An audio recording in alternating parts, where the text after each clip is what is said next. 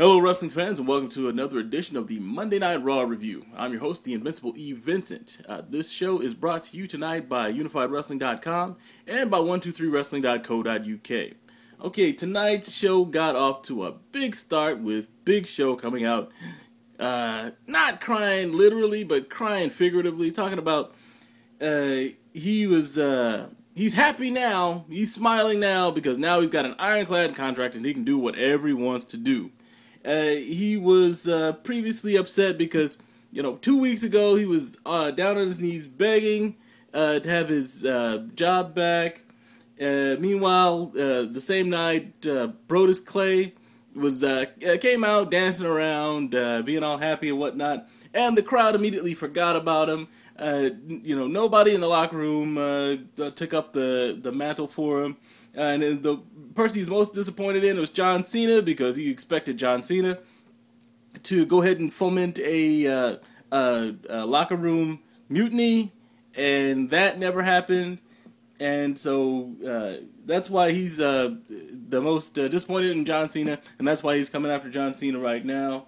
He says no way out. He's going to hurt John Cena and embarrass John Cena worse than having to go against The Rock, Brock Lesnar, and John Laurinaitis combined. And that's what puts a smile on Big Show's face. After that, we go on to start the show with the first match. This match was Santino Marella versus Alberto Del Rio. And Alberto Del Rio won this one with the cross arm breaker. After that match, he actually took away the Cobra arm sock that Santino was getting ready to strike him with. And also after the match, Ricardo Rodriguez got to get into the ring and prove his announcement capabilities by announcing the victory by Alberto Del Rio directly into Santino's face. Now following that, behind the scenes, backstage, Alex Riley's chatting up Eve, telling her how much of a good job she's doing. The Big Show pops up, and Eve tells him that John Laurinaitis said that he can pick whoever he wants to have a match with tonight. And after that, she leaves, and Alex Riley basically tells Big Show that, hey, listen, he didn't think it was fair what happened to him 2 weeks ago, and he definitely trying to get out of being in the position of being the one that Big Show picks to have the match with tonight.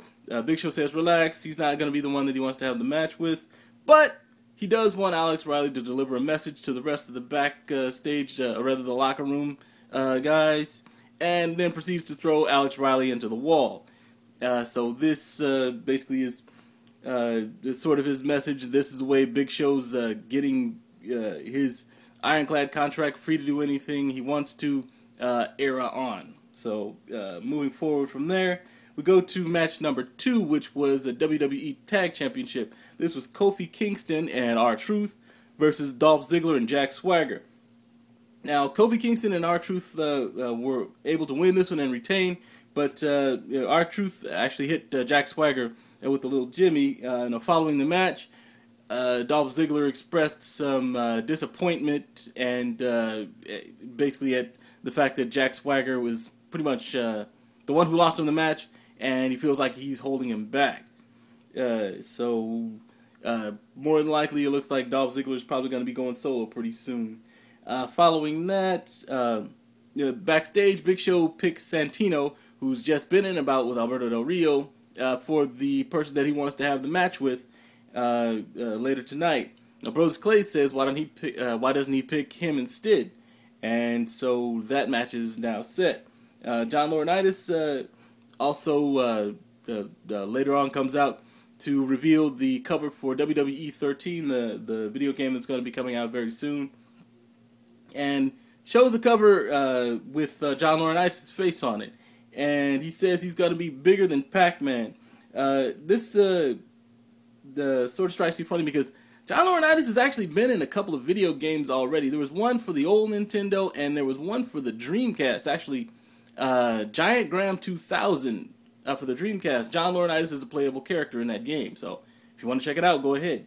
But CM Punk comes out at this point, and he's, by the way, on his way up to the ring, he goes ahead and throws his gum into the seat of John Laurinaitis' little rascal that he put it on down to the ring with, and and says that that the Pac-Man was a timely reference for John Laurinaitis because just like Pac-Man, he has no balls. He also goes ahead and says that it'll come as a shock to someone as out of touch as John Laurinaitis that the person on the cover, the actual cover of WWE 13, is a lot better looking. And then they unfurl this gigantic banner to show that it's actually going to be CM Punk on the cover of the video game. So when it comes out, go ahead and get it. Now, following that, we had match number 3. This was CM Punk versus Daniel Bryan. Again, great match as usual with these two. During the match, AJ comes out to the ring. Now, she's wearing CM Punk's shirt. I guess she's now attached to him following his consolation of her last week. And during the match, as Daniel Bryan is trying to loosen the turnbuckle cover, AJ actually jumps up on the apron, pointing it out to the ref.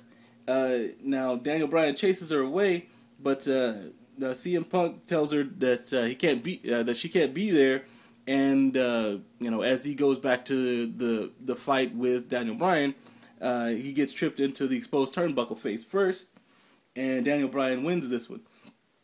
Now, as Daniel Bryan's celebrating, Kane comes out and hits him with a chair repeatedly, and then throws a chokeslam on him. Chokeslams Daniel Bryan on a chair and gets ready to turn around and hit CM Punk with the chair. AJ slides CM Punk a chair, and CM Punk tears into Kane with it. Basically, he hits him enough times to get Kane to think twice and go ahead and roll out of the ring. And so, looks like there may be something, some sort of an attachment going on with AJ and CM Punk here. So, see what happens with that as we continue. Now, following that, we had match number 4. This was Christian versus The Miz. Christian wins with a kill switch and a splash, as he's been doing lately. Cody Rhodes was at the ringside complaining about losing his belt, but nothing pretty much comes of that, other than a slight distraction during the match. Now, The Miz comes out and says that he wants this match stricken from the record. He says that the pinfall, he's the reason that John Laurinaitis is still in charge, and he wants to know where's his title match. When's he gonna get a chance? Now, while he's giving his speech, Randy Orton comes out, doesn't say a word, just pretty much drops an RKO on The Miz, and then strikes a pose for the cameras. I guess that's to make up for the fact that that John Cena is not on SmackDown, but he will be on he's not on Raw tonight, but he will be on SmackDown tomorrow. So, don't know if that was like sort of a prisoner trade-off or something like that, but we'll see what happens. Following that, we had match number 5. This was David Otunga versus Sheamus. Sheamus won with the white noise drop and the Brogue Kick. And then we went on to match number 6, the main event, which was Brodus Clay versus Big Show. The match never actually officially started because after Brodus came out with his usual song and dance up to the ring, Big Show came out with a mic and said that he thought he was a sellout after he put on a diaper and went toe-to-toe with Akibono. But he said he did embarrassing things for the sake of the show and for the sake of the business. But Brodus Clay pretty much comes out and embarrasses himself for no apparent reason every week. Now, Brodus started to get upset. He gets outside of the ring and starts beckoning Big Show down. Come on down. Big Show continues and tells him that if he after this he can go ahead and throw on some makeup and he can make himself into the next Doink the Clown, which throwback reference. But he said the only difference between Brodus Clay and Doink the Clown is that Doink actually had talent. And then after that, Big Show drops the mic and spears Brodus Clay. He pretty much follows it up, dog walks him all around. Brodus Clay tries to fight back, but he's pretty much getting ran over by Big Show.